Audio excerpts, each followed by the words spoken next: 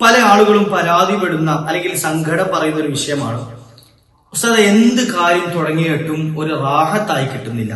എന്ന് വെച്ചാൽ ഒരു ബിസിനസ് തുടങ്ങി പകുതി വെച്ച് പൊട്ടിപ്പോയി, ഒരു ജോലിയിൽ കയറി റാഹത്തായി ശമ്പളം കിട്ടുന്നില്ല, അല്ലെങ്കിൽ ഉദ്ദേശിച്ച വരുമാനം കിട്ടുന്നില്ല, ഉദ്ദേശിച്ച പോലെ ആ ജോലി ചെയ്യാൻ കഴിയുന്നില്ല. മറ്റു ചില പറഞ്ഞത് ഉസ്താദ്, ഞാൻ വിവാഹം കഴിച്ചു, പക്ഷേ രണ്ടാളും ഒത്തുപോകും എന്ന് തോന്നുന്നില്ല, വലിയ പ്രശ്നമാണ്, പ്രയാസമാണ്, കുടുംബ വഴക്കാണ് തുടങ്ങി ഒരു സ്വരച്ചേർച്ചയില്ലാതെ മുന്നോട്ട് പോകുന്നുണ്ട്. പക്ഷെ ഇത് മുന്നോട്ട് കണ്ടിന്യൂ ആയി കൊണ്ടുപോകാൻ പറ്റുമോ ഇല്ലയോ എന്ന് അറിയില്ല, വലിയ വേജാറിലാണ്. പല ആളുകളും മക്കളായതിനു ശേഷമാണ് ഈ സങ്കടം പറയുന്നത്. ഇങ്ങനെ തുടങ്ങി പല വിഷമങ്ങളും, അതായത് റാഹത്തായി തീരും എന്ന് കരുതി തുടങ്ങിയ പല സംഗതികളും പകുതിക്ക് വഴിമുടക്കി ഇപ്പൊ നിൽക്കുകയാണ്. എന്ത് പരിഹാരമുണ്ട് എന്ന് ചോദിച്ച് പലരും വിളിക്കാറുണ്ട്, മെസ്സേജ് അയക്കാറുണ്ട്, സങ്കടം പറയാറുണ്ട്. ഇൻഷാ അല്ലാഹ് ഇന്നത്തെ വീഡിയോയിൽ നമുക്കതിനുള്ള മഹത്തായ ഒരു പരിഹാര മാർഗമുണ്ട്. വലിയ സംഭവം എന്ന് പറയാൻ മറിച്ച് ചെറിയ ഒരു ഇസ്മ, അള്ളാഹുവിന്റെ അസ്മാഉൽ ഹുസ്നയിൽപ്പെട്ട ഒരു ഇസ്മ നമ്മളുടെ ജീവിതത്തിൽ നമ്മൾ പതിവാക്കി കഴിഞ്ഞാൽ ഈ പറഞ്ഞ പ്രശ്നങ്ങൾക്കൊക്കെ പരിഹാരം ഇൻഷാ അല്ലാഹ് ഉണ്ടാവും. എങ്ങനെയാണ് ചെല്ലേണ്ടത്, ഏതാണ് ആ ഇസ്മ എന്ന് നമുക്കൊന്ന് പഠിക്കാം. ഈ ഒരു ഇസ്മ ചൊല്ലിയിട്ട് നമ്മൾ എന്ത് കാര്യമാണോ ചെയ്യാൻ ഉദ്ദേശിക്കുന്നത് അതിലേക്ക് ഇറങ്ങി തിരിച്ചു കഴിഞ്ഞാൽ ആ കാര്യം ഉറപ്പായി നടക്കുമെന്ന് മഹത്തുക്കൾ പറഞ്ഞു തന്ന, അത്രയേറെ ഉറപ്പോട് വിശ്വാസത്തോടു കൂടി അവർ പഠിപ്പിച്ചു തന്ന മഹത്തായ ഇസ്മ. എന്ത് കാര്യത്തിനിറങ്ങിയാലും അത് നമുക്ക് ദുനിയാവിന്റെ ആവശ്യമാകട്ടെ, ആഖിറത്തിന്റെ ആവശ്യമാകട്ടെ, ഏത് വിഷയമാകട്ടെ, ഖൈറായതാണ് എങ്കിൽ, അതായത് നന്മയാണ് എങ്കിൽ, അതിപ്പോ ഒരാൾ വീട് വെക്കാൻ തുടങ്ങി, അല്ലെങ്കിൽ വിവാഹത്തിന് വേണ്ടി പുറപ്പെടുന്നു, വിവാഹം കഴിക്കാൻ ഉദ്ദേശിക്കുന്നു, അല്ലെങ്കിൽ നല്ലൊരു ബിസിനസ് തുടങ്ങാൻ ഉദ്ദേശിക്കുന്നു, അല്ലെങ്കിൽ നല്ലൊരു ജോലിക്ക് വേണ്ടി അന്വേഷിക്കുന്നു, ഇങ്ങനെ തുടങ്ങി ഏത് നല്ല, ഇനി കുട്ടികളാണെങ്കിൽ അവർ പഠനത്തിന് വേണ്ടി, പരീക്ഷയ്ക്ക് വേണ്ടിയൊക്കെ തയ്യാറെടുക്കുന്ന സമയത്ത് ഈ ഒരു ഇസ്മ വെറും 100 തവണ ചൊല്ലിയിട്ട് യജമാനായ റബ്ബിനോട് ആ കാര്യം പറഞ്ഞു കഴിഞ്ഞാൽ ആ സംഗതി എന്താണോ അയാൾ തുടക്കം കുറിച്ചത് അത് ഉറപ്പായും നടന്നു കിട്ടുന്നതാണ്.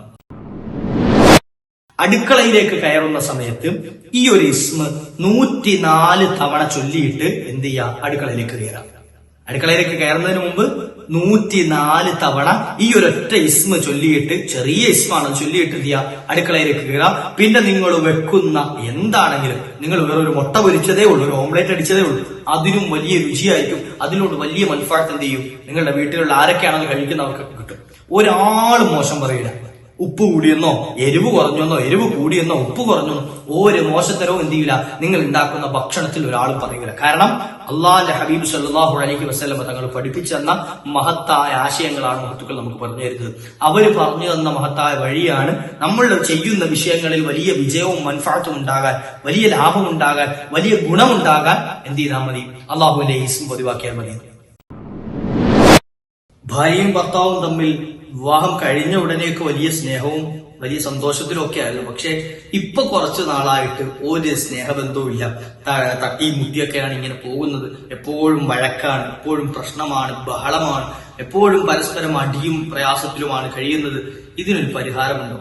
പലപ്പോഴും സഹോദരിമാർ വിളിച്ചിട്ട് പറയാറുണ്ട്, ഭർത്താവ് എന്നെ സ്നേഹിക്കണം, അതിനെന്തെങ്കിലും ഒരു മാർഗം പറഞ്ഞു തരുമോ, ഇപ്പൊ എന്നെ തീരെ പരിഗണിക്കുന്നില്ല, എന്റെ കാര്യങ്ങളൊന്നും നോക്കുന്നില്ല, ചെലവിന് തരുന്നില്ല, ഒന്ന് ഫോൺ പോലും ചെയ്യുന്നില്ല, വിളിക്കുന്നത് പോലുമില്ല എന്നൊക്കെ പരാതി പറയുന്ന പല ആളുകളുണ്ട്. നേരെ തിരിച്ചും പറയുന്നവരുണ്ട്. ഭർത്താക്കന്മാർ പലരും എന്റെ ഭാര്യ ഞാൻ പറയുന്നത് പോലെ അനുസരിക്കുന്നില്ല, കേൾക്കുന്നില്ല, റൂട്ടിൽ വരുന്നില്ല, അല്ലെങ്കിൽ നമ്മുടെ കൂടെ ഒത്തൊരുമിച്ച് നിൽക്കാനുള്ള ഒരു മനസ്സ് കാണിക്കുന്നില്ല, അവൾക്ക് അവളുടെ ഇഷ്ടത്തിന് അങ്ങോട്ട് ജീവിക്കണം, ആ ഒരു റൂട്ടിലാണ് പോകുന്നത്. ഇതിന്നൊക്കെ മാറി ഒരു റാഹത്തുള്ള കുടുംബജീവിതം കിട്ടാൻ എന്തെങ്കിലും പരിഹാര മാർഗമുണ്ടോ എന്ന് ചോദിച്ച് പലരും പരിഹാരം ചോദിച്ച് വിളിക്കാറുണ്ട്. ഇൻഷാ അല്ലാഹ് അവർക്കുമുള്ള ഒരു പരിഹാരമുണ്ട്.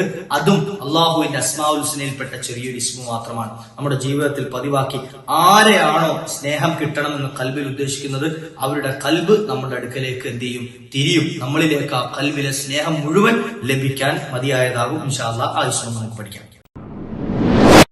എന്നെ ആ പെൺകുട്ടി ഇഷ്ടപ്പെടണം, എനിക്ക് വലിയ ഇഷ്ടമാണ് അവളോട്, അല്ലെ എന്നെ ആ പയ്യൻ ഇഷ്ടപ്പെടണം, എനിക്ക് അവനോട് ഭയങ്കര ഇഷ്ടമാണ്, അതിനെന്തെങ്കിലും പരിഹാര മാർഗമുണ്ടോ? ഞങ്ങൾ തമ്മിൽ പരസ്പരം കണക്ട് ആകാൻ, ഞങ്ങൾ തമ്മിൽ പരസ്പരം അടുക്കാൻ.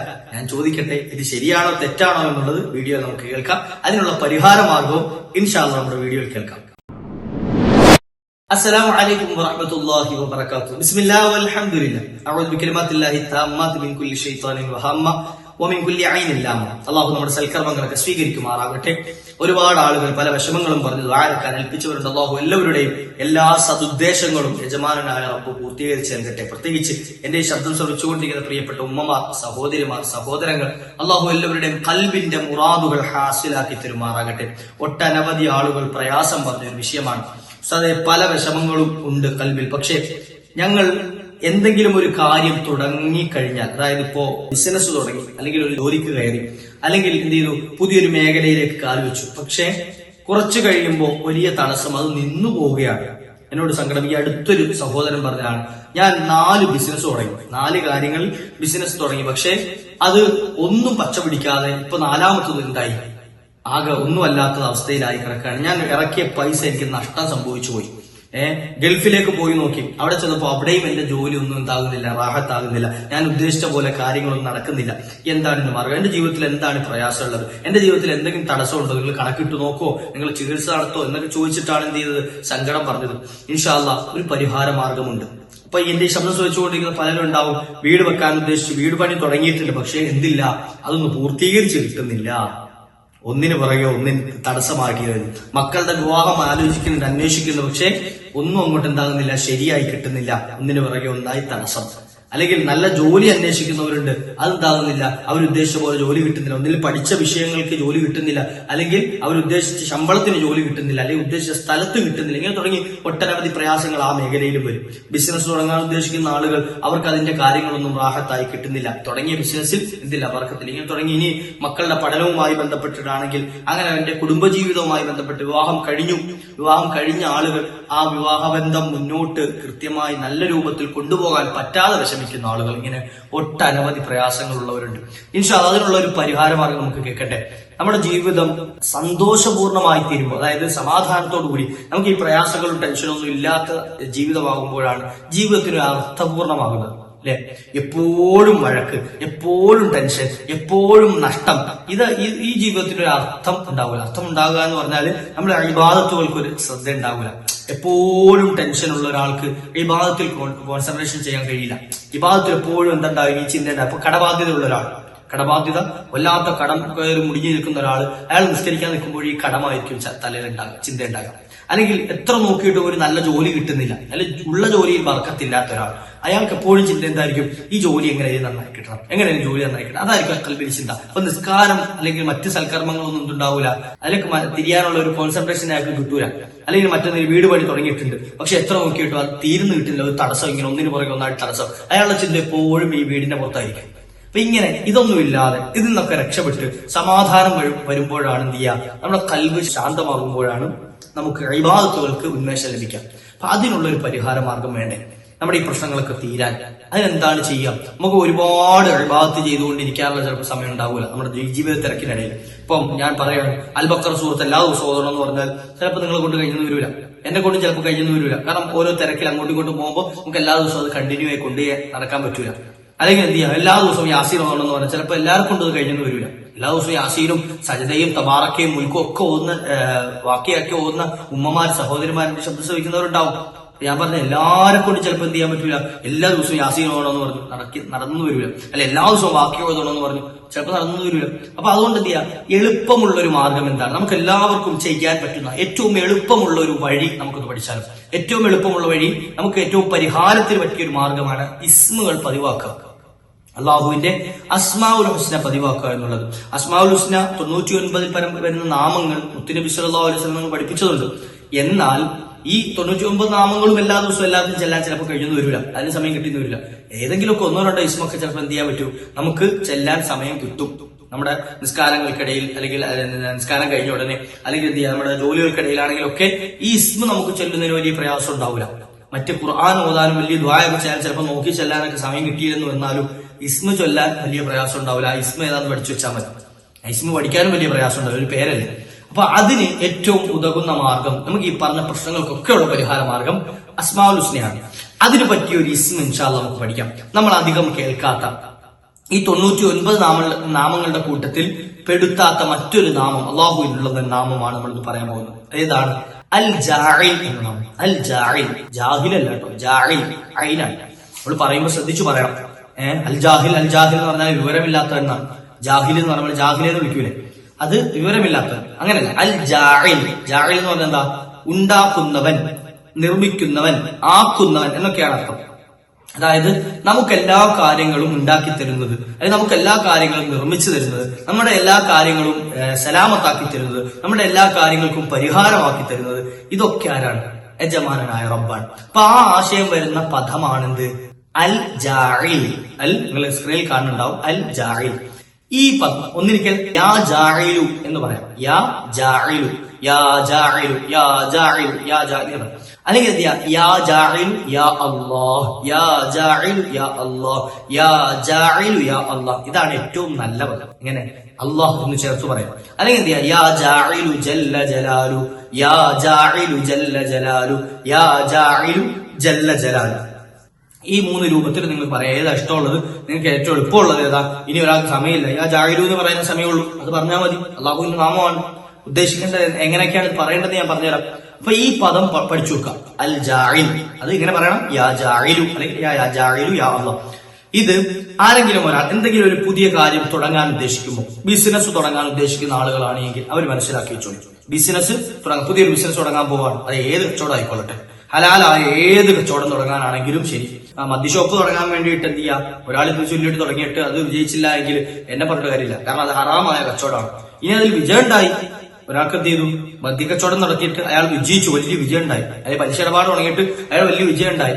ആ വിജയം എന്ന് വെച്ചാൽ അത് ദുനിയാവിലേക്ക് താൽക്കാലികമായിട്ടുള്ള വിജയമാണ്, ആഖിറത്തിൽ അയാൾ വമ്പം പരാജയപ്പെട്ടു പോകും. അപ്പൊ അതുകൊണ്ട് എന്ത് ചെയ്യാം? നമ്മുടെ കച്ചവടം തുടങ്ങുന്ന സമയത്ത് ആദ്യം ശ്രദ്ധിക്കേണ്ട വിഷയം, ഇത് ഹലാലാണോ എന്ന് നോക്കിയിട്ട് തുടങ്ങാം. ഏത് ബിസിനസ് ആണെങ്കിലും ശരി, ഇനി ഏത് വലിയ മാർക്കറ്റിങ്ങുകൾ വന്നാലും ശരി, ഹലാലാണ് എന്ന് ഉറപ്പ് വരുത്തിയതിനു ശേഷം എന്ത് ചെയ്യാം? എത്രയോ ഹലാലായ ബിസിനസ്സുകളുണ്ട്, കച്ചവടങ്ങളുണ്ട്. അതിനിടയിൽ കൂടെ നമ്മുടെ ഷോർട്ടായ വഴിയിലൂടെ പണക്കാരനാക്കാൻ വരുന്ന ഈ കുപ്രസിദ്ധമായ ബിസിനസ്സുകളിലൊന്നും എന്ത് ചെയ്യാൻ പാടില്ല, നമ്മൾ പെട്ടുപോകാൻ പാടില്ല. അല്ലാഹു കാത്ത് രക്ഷിക്കുമാറാകട്ടെ. അപ്പോ ബിസിനസ് നമ്മൾ തുടങ്ങാൻ ഉദ്ദേശിക്കുമ്പോൾ എന്താണ് ചെയ്യേണ്ടത്? മഹാന്മാർ പഠിപ്പിച്ചിരിക്കുകയാണ്. ആരെങ്കിലും ഒരാൾ യാ ജാഇലു എന്ന പദം, യാ ജാഇലു എന്ന പദം 104 തവണ. എത്ര തവണ? 104 തവണ. എന്താണ് 104ന്റെ കണക്ക്? എന്താ 100 എണ്ണം ചൊല്ലിയാൽ?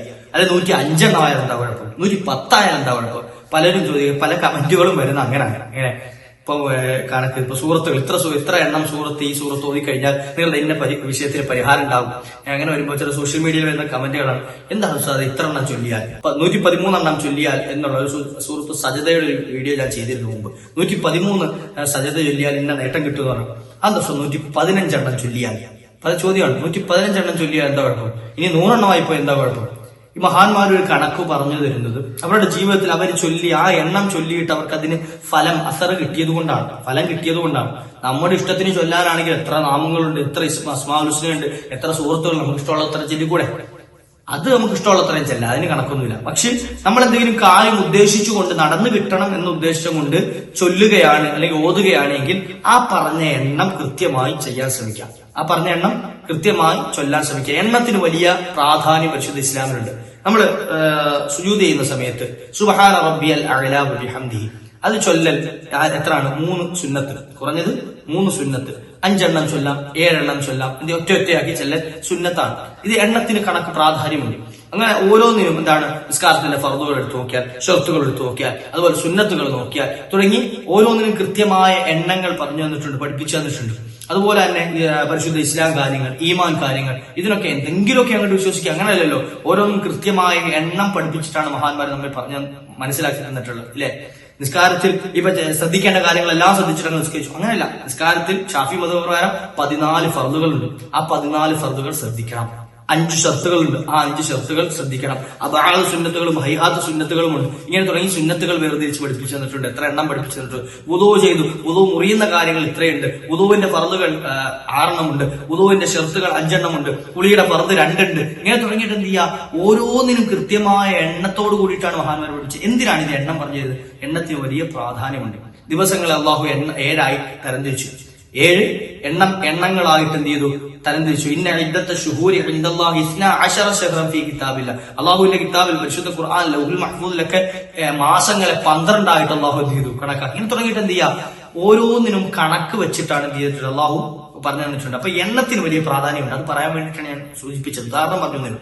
അപ്പൊ 104 തവണ യാ ജാഇലു എന്ന നാമം, ഈ നാമം പഠിച്ചു ചൊല്ലി യാ ജാഇലു ചൊല്ലുമ്പോ യാ ജാഇലു യാ അല്ലാഹ്, യാ ജാഇലു യാ അല്ലാഹ് എന്ന് ചേർത്ത് ചൊല്ലൽ വലിയ ഗുണം ചെയ്യും.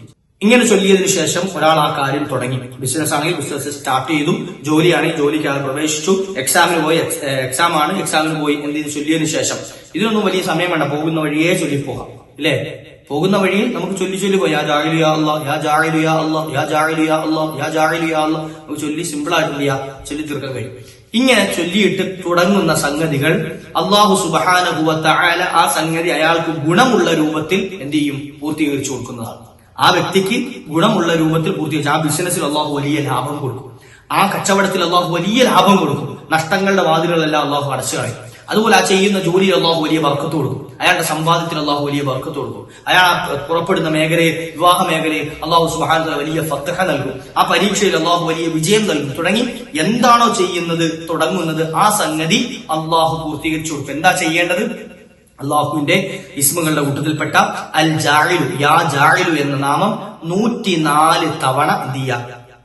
ചൊല്ലിയിട്ട് ആ കാര്യം ചെയ്യാം ഇൻഷാ അല്ലാഹ്. ഇന്നു മുതൽ ഇനി വീട്ടിൽ ഉമ്മമാര് പാചകം ചെയ്യുന്ന സമയത്ത് അവർക്കും ചെയ്യാം.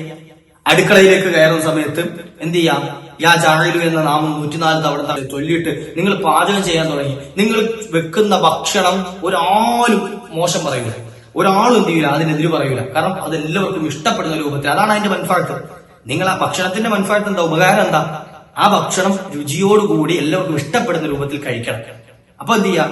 എന്റെ പ്രിയപ്പെട്ട സഹോദരിമാർ പുതിയ വീട്ടിലേക്കൊക്കെ അവര് വിവാഹം കഴിച്ച് കയറി ചെല്ലുന്ന സമയത്ത് പുതിയ വീടാണ്, അപ്പൊ ഞാൻ ഉണ്ടാക്കുന്ന ഭക്ഷണം അവർക്ക് വീട്ടുകാർക്ക് ഇഷ്ടപ്പെടുവോ ഇല്ലയോ, അമ്മായിയമ്മയ്ക്കും അതുപോലെ അമ്മായിപ്പനും ഒക്കെ ഇഷ്ടപ്പെടുവോ, ഭർത്താവിന് ഇഷ്ടപ്പെടുവോ, അല്ലെങ്കിൽ അവിടെയുള്ള മറ്റ് ആളുകൾക്ക് ഇഷ്ടപ്പെടുവോ ഇല്ലയോ എന്നുള്ള സംശയം പേടിയൊക്കെ ഉള്ള ആളുകളാണെങ്കിൽ ഒരു പേടിയും വേണ്ട. നിങ്ങൾ അടുക്കളയിലേക്ക് കയറുന്നതിന് മുമ്പ് എന്റെ പ്രിയപ്പെട്ട ഉമ്മമാർ, സഹോദരിമാർ, സഹോദരങ്ങൾ, പറയേണ്ടത് ഇനി പുരുഷന്മാരാണ് ഉണ്ടാക്കുന്നത് അവർക്ക് ചെല്ലാട്ടോ, പെണ്ണുങ്ങൾക്ക് മാത്രമുള്ളതല്ല. അടുക്കളയിലേക്ക് കയറുന്ന സമയത്ത് ഈ ഒരു ഇസ്മ 104 തവണ ചൊല്ലിയിട്ട് എന്ത് ചെയ്യാ? അടുക്കളയിലേക്ക് കയറാം.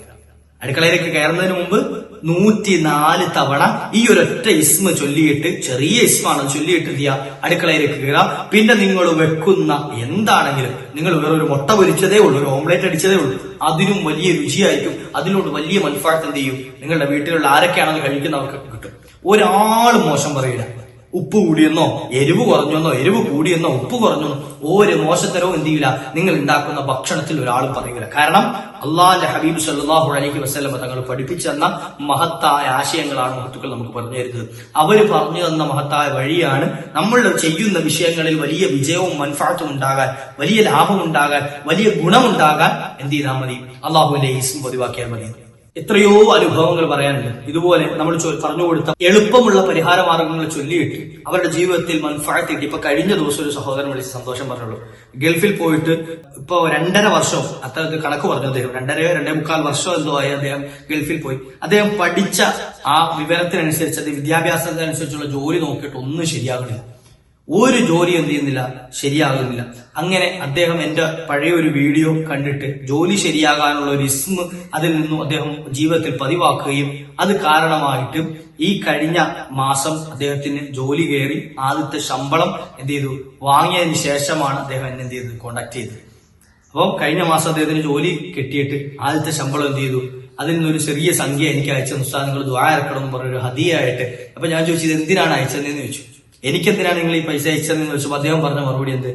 ഞാൻ ഒന്നുമല്ല നട്ടം തിരിഞ്ഞു നിന്ന സമയത്ത്, ഒന്നുമല്ല, അതായത് എന്ത് ചെയ്യണമെന്ന് അറിയാതെ നിന്ന സമയത്ത് എനിക്കൊരു എന്തോ ഒരു ദേവദൂതനെ പോലെ വന്നതാണ് ഉസ്താദിന്റെ വീഡിയോ. എന്നിട്ട് അങ്ങനെ തന്നെയാണ് പറഞ്ഞത്. ഞാൻ കളവ് പറയല്ല, മറിച്ച് എന്റെ പറയുന്നത് ഒരു ദേവദൂതനെ പോലെയാണ് എനിക്ക് ആ വീഡിയോ, ദൈവദൂതനെ പോലെയാണ് ആ വീഡിയോ എന്റെ മുമ്പിലേക്ക് വന്നത്.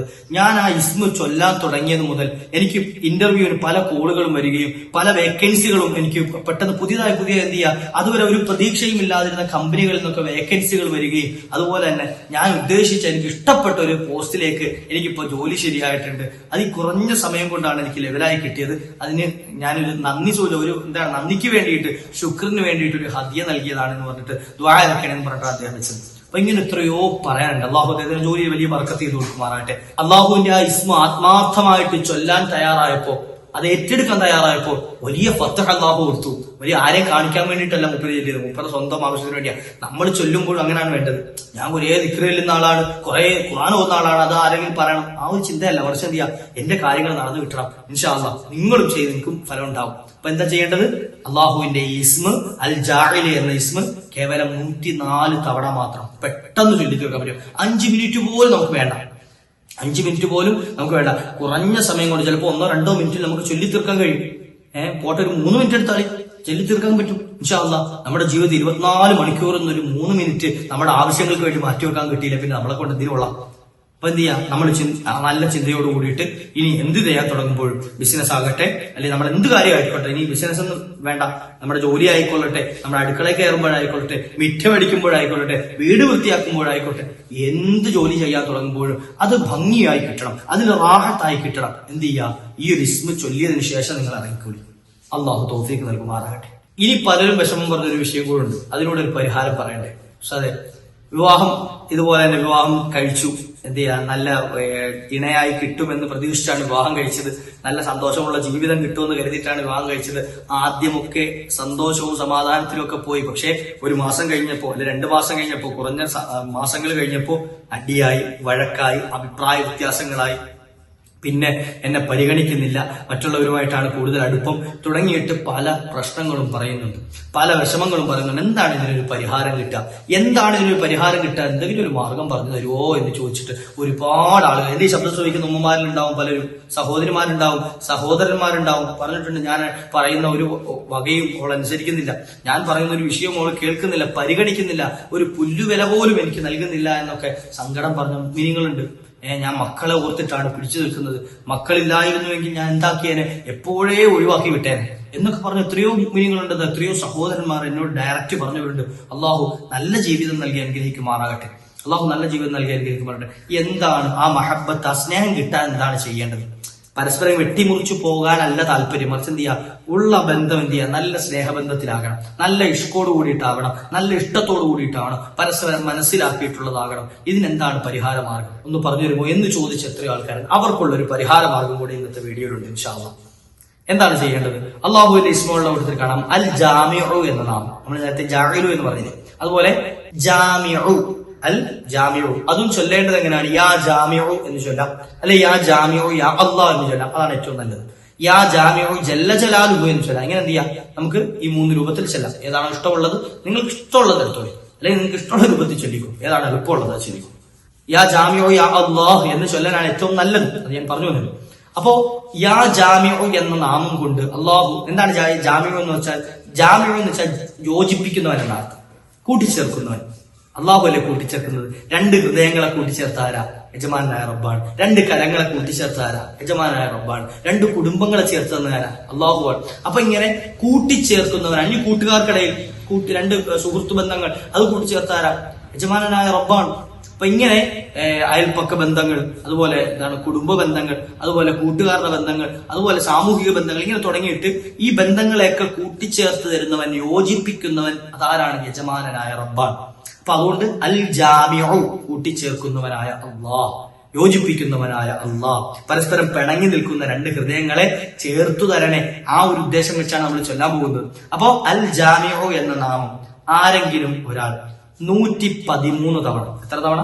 113 തവണ ചൊല്ലിക്കഴിഞ്ഞാൽ, അത് എല്ലാ ദിവസവും ചൊല്ലണം, എല്ലാ ദിവസവും ചൊല്ലണം. 113 തവണ ചൊല്ലിക്കഴിഞ്ഞാൽ ആ ചൊല്ലിയതിനു ശേഷം അവർ ഉദ്ദേശിച്ച കാര്യം അള്ളാഹു നടപ്പാക്കി കൊടുക്കുന്നത്. അത് എന്ത് കാര്യമായിക്കൊള്ളട്ടെ, എന്ത് വിഷയമായിക്കൊള്ളട്ടെ, അവരെന്താണോ ഉദ്ദേശിച്ചത് എല്ലാ ദിവസവും മുടങ്ങാതെ 113 തവണ ഏതെങ്കിലും ഒരു സമയത്ത് ഇത് പതിവാക്കാൻ ഒരാൾക്ക് അവസരം കിട്ടിയാൽ അയാൾ ഉദ്ദേശിക്കുന്ന കാര്യം അള്ളാഹു അങ്ങോട്ട് നടത്തി കൊടുക്കും, അള്ളാഹു നടത്തി കൊടുക്കും. ഇനി പ്രത്യേകമായിട്ട് പറയുന്നത്, മഹാന്മാരെടുത്ത് പറയുകയാണ്, എന്ത്, ആരെങ്കിലും വലിയ തസ്ഖീരി എന്നാ പറയുന്നത്. തസ്ഖീർ എന്ന് പറഞ്ഞാൽ എന്താ പറയുക? വഴിപ്പെടുത്തി കിട്ടാം. അതായത് ഇപ്പൊ ഭർത്താവ് എന്റെ കൂടെ കിട്ടണം, അതായത് എന്നെ വഴിപ്പെടുന്ന, അല്ലെങ്കിൽ അങ്ങനെ അനുസരിക്കുക എന്നല്ല അതിനർത്ഥം, മറിച്ച് എന്ത് ചെയ്യുക, എന്നെ സ്നേഹിക്കുകയും എന്നെ ബഹുമാനിക്കുകയും എന്നെ എന്ത് ചെയ്യും ഒന്ന് പരിഗണിക്കുകയും ചെയ്യുന്ന ഭർത്താവാകണം. ഒരു ഭാര്യ ആഗ്രഹിക്കാൻ, ഒരു പെണ്ണ് ആഗ്രഹിക്കാൻ എന്ത്, എന്റെ ഭാര്യ ഭർത്താവ് എന്നെ അനുസരിക്കുന്ന ആളാണ്, അതായത് എന്നെ വഴിപ്പെടുന്ന, എന്നെ എന്താണ് ഇഷ്ക് വെക്കുന്ന, സ്നേഹിക്കുന്ന, എനിക്ക് വേണ്ട കാര്യങ്ങളൊക്കെ ചെയ്തു തരുന്ന, എന്നെ കെയർ ചെയ്യുന്ന ഒരു ഭർത്താവാകണം ഒരു പെണ്ണ് ആഗ്രഹിക്കുക. നല്ല ആഗ്രഹമാണ്. ഒരു ഭർത്താവ് ആഗ്രഹിക്കണം തിരിച്ചത്, എന്റെ ഭാര്യ ഞാൻ പറയുന്നത് കേൾക്കുന്നവളാകണം, ഞാൻ പറയുന്നത് പോലെ ജീവിക്കുന്നവളാകണം, എന്റെ ഇഷ്ടങ്ങളെ പരിഗണിക്കുന്നവളാകണം, അല്ലെങ്കിൽ എന്ത് ചെയ്യാ എന്നെ വകവെക്കുന്ന, ഞാൻ പറയുന്നതിന് എതിര് പ്രവർത്തിക്കാത്തവളാകണം, അനുസരണയുള്ളവളാകണം. ഇതൊക്കെ ഒരു ഭർത്താവിനും ആഗ്രഹിക്കാം, നല്ല കാര്യമാണ്. അപ്പൊ ഇങ്ങനെ ഒരാൾക്ക് എന്ത് ചെയ്യാം, താൻ ഉദ്ദേശിക്കുന്ന ആള് തനിക്ക് വഴിപ്പെട്ട് കിട്ടണം എന്ന് ഉദ്ദേശിക്കുകയാണെങ്കിൽ, അത് പെണ്ണാകട്ടെ ആണാകട്ടെ, ഭാര്യയാകട്ടെ ഭർത്താവാകട്ടെ. ഞാൻ അതിന്റെ ഇടയ്ക്ക് മറ്റൊന്ന് പറയാം. ഈ പറയുന്ന വിഷയങ്ങൾ അന്യ സ്ത്രീ പുരുഷന്മാരുടെ ഇടയിലുള്ള ബന്ധം ഊട്ടി ഉറപ്പിക്കാൻ വേണ്ടി എന്ത് ചെയ്യണ്ട, ഇത് പ്രയോഗിക്കണ്ട. കാരണം അത് വലിയ വിപത്തുണ്ടാക്കും. അതായത് ഒരു പുരുഷൻ വിചാരിക്കുകയാണ് ഇന്ന സ്ത്രീയെ എനിക്ക് വിവാഹം കഴിക്കണം, അപ്പൊ അവളെ പ്രേമിക്കാൻ, അവളെ വളച്ചെടുക്കാൻ എന്ത് ചെയ്യാ, ഇത് ഉപയോഗിച്ചിട്ട് എന്ത് ചെയ്യാ, ഇത് ഉപയോഗിച്ചു കഴിഞ്ഞാൽ അവളെ കിട്ടുമോ എന്നൊക്കെ പലരും സംശയം ചോദിച്ചവരുള്ളത് കൊണ്ട് ഞാൻ പറയുകയാണ്.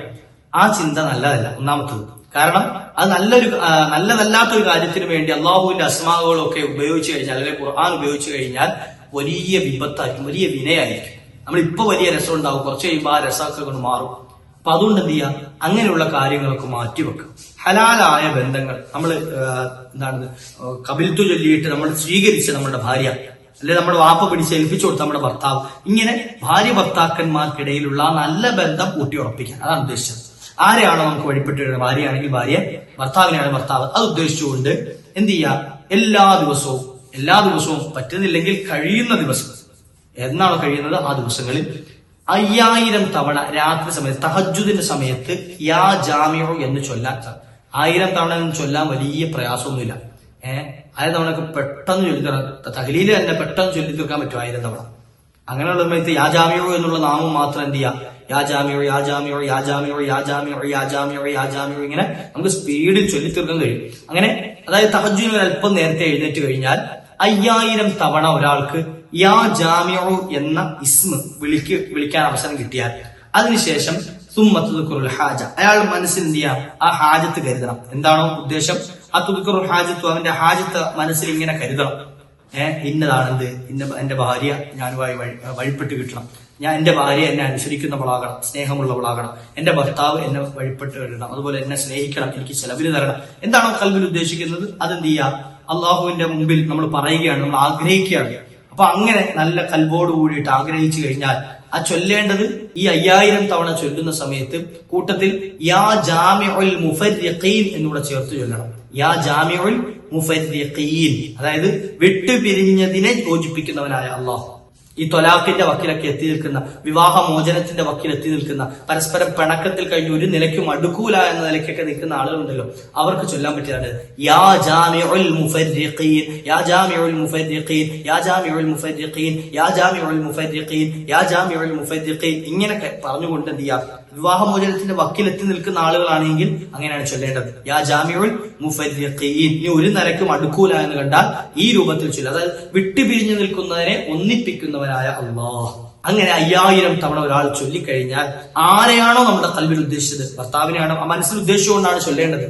കൽബിൽ ഇങ്ങനെ ഉദ്ദേശിക്കണം ഇന്ന ആള്, ആ വ്യക്തി അയാൾ നമ്മളിലേക്ക് തിരിയുകയും അയാളുടെ സ്നേഹം മുഴുവൻ നമുക്ക് ലഭിക്കുകയും ചെയ്യുന്നതാണ് എന്ന് മഹത്തുക്കൾ പറഞ്ഞു തരാണ്. മുത്തിഅൽ ലഹു എന്ന് പറഞ്ഞാൽ ആ വ്യക്തിക്ക് വഴിപ്പെട്ടു വിട്ടുവെന്ന്.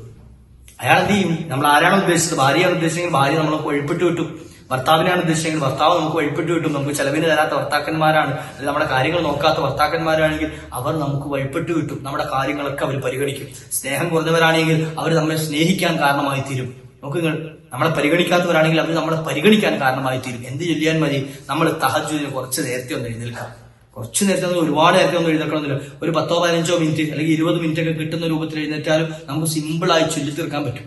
യാ ജാമിഉൽ മുഫർരിഖീൻ എന്ന ആ ഒരു ഇസ്മ, അള്ളാഹുവിന്റെ ആ മഹത്തായ ഇസ്മ മനസ്സിൽ കരുതിക്കൊണ്ട്, ആരെയാണോ ഉദ്ദേശിച്ചത് അയാളെ ഉദ്ദേശിച്ചുകൊണ്ട് മനസ്സിൽ കരുതിക്കൊണ്ട് ഇതൊന്ന് ചൊല്ലിക്കഴിഞ്ഞാൽ അയാളുമായിട്ടുള്ള പ്രശ്നങ്ങൾ പരിഹരിച്ച് നമ്മുടെ ജീവിതത്തിൽ വലിയ അടുപ്പവും സ്നേഹവും സമാധാനവും ഉണ്ടാകാൻ കാരണമായി തീരും. നമുക്ക് വളരെ എളുപ്പമുള്ള സിമ്പിളായ രൂപത്തിൽ നമുക്ക് ചൊല്ലി തീർക്കാൻ പറ്റുന്ന മഹത്തായ ഇസ്മാണ്. അല്ലാഹു സുബ്ഹാനഹു വ തആല നമ്മുടെ ജീവിതത്തിൽ പതിവാക്കാനുള്ള ഭാഗ്യം നൽകുമാറാകട്ടെ. പ്രയാസങ്ങളിൽ കഴിയുന്നവരെ, വിഷമങ്ങളിൽ കഴിയുന്നവരെ, പരസ്പര സ്നേഹബന്ധത്തിലല്ലാതെ പിണക്കത്തിൽ കഴിയുന്നവരെ നിങ്ങൾക്കൊക്കെയുള്ള പരിഹാര മാർഗമാണ്. ഒരുപാട് ആളുകൾക്ക് അസർ കിട്ടിയ, ഫലം കിട്ടിയ മഹത്തായ ഇസ്മുകളാണ്. നമ്മുടെ ജീവിതത്തിൽ അള്ളാഹു പതിവാക്കാനുള്ള ഭാഗ്യം നൽകുമാറാകട്ടെ.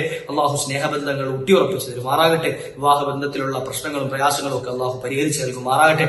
പരസ്പര സ്നേഹവും ഐക്യവും സാഹോദര്യവും ഒക്കെ അള്ളാഹു നമുക്കും നമ്മുടെ കുടുംബത്തിലും നമ്മുടെ ഭാര്യ മക്കളിലും അതുപോലെ തന്നെ നമ്മുടെ കൂട്ടുകാരിലും കുടുംബാദികളിലൊക്കെ അള്ളാഹു നിലനിർത്തി തരുമാറാകട്ടെ. ഇൻഷാ അല്ലാഹ് നിങ്ങളൊക്കെ ദുആയിരക്കണം, മറ്റുള്ളവരിലേക്ക് എത്തിച്ചു കൊടുക്കുക. പടങ്ങി കഴിയുന്ന ഒരുപാട് ആളുകളുണ്ട്, അവരിലേക്കൊക്കെ എത്തിച്ചു കൊടുക്കുക. അള്ളാഹു സുബ്ഹാനഹു വ തആല എല്ലാ പ്രയാസങ്ങളും തീർത്തു തരുമാറാകട്ടെ. വാ ആഖിറു ദഅ്വാനാ അൽഹംദുലില്ലാഹ്. അസ്സലാമു അലൈക്കും വറഹ്മത്തുള്ളാഹി.